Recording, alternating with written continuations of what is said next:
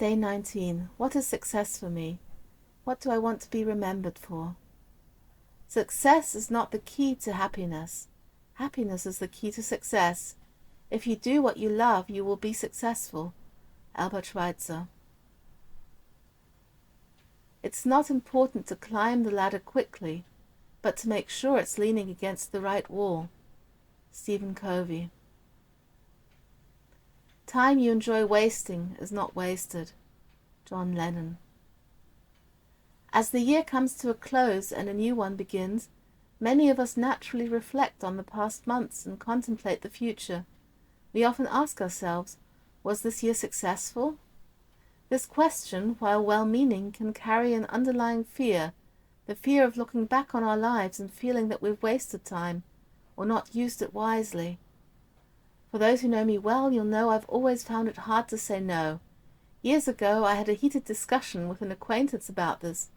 She bluntly told me that I was being used in my relationship, that my boyfriend was taking advantage of me, and that I needed to stand up for myself. She spoke passionately, painting a picture of how relationships should work. Looking back, I can admit she wasn't entirely wrong. The relationship was a bit one-sided, with me constantly going the extra mile.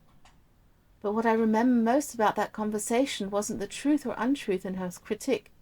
It was the shame that rose in me as this confident, extroverted woman lectured me.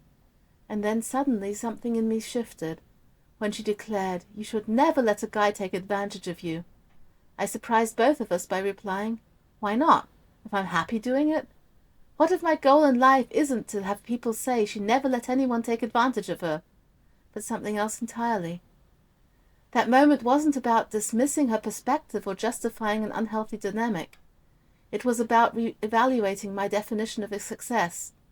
It prompted me to ask, what am I aiming for? What is my definition of success?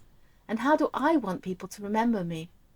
The conversation made me realize that my motivation matters, that success is not objectively defined, but rather is more important to be able to answer the question personally. What would need to happen for you to look back at this year and feel it was a success? How do you hope people will remember you?